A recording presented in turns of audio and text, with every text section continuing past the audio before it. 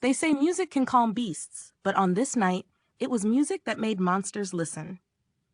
Orpheus stood at the edge of the forest as dusk bled into night, his lyre resting against his chest like a second heart. Once his songs had bent the will of gods. Once even death had paused to hear him. But now the world he walked through no longer knew how to listen.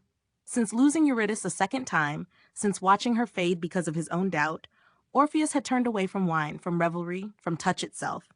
He sang only to the wind, to the stones, to memories that could not answer back. And in doing so, he made an enemy he never named.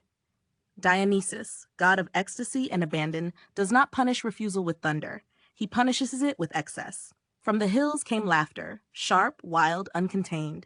The Maenads descended like a living storm, hair loose, eyes burning, ivy tangled around their arms. They were worship given flesh, devotion stripped of restraint. To them, Orpheus was not a man in mourning. He was an insult. They called to him, danced for him, demanded the song be given to the god of frenzy instead of grief. Orpheus did not run. He raised his lyre. The first note cut through the night and the forest leaned closer. Leaves stilled, footsteps faltered. Even the Maenads slowed, their fury snagged on melody. His song was not loud, it was precise. It spoke of love that endured even loss. Of silence chosen, not feared, of a heart that would not be commanded.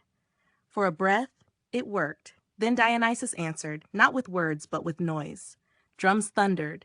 Shouts shattered the spell. The Maenads surged forward, no longer hearing music, only defiance. They tore the lyre from his hands. They tore the singer from his song. Orpheus did not scream. Even as the world broke him apart, his voice carried, fragments of melody drifting through the dark, refusing to die.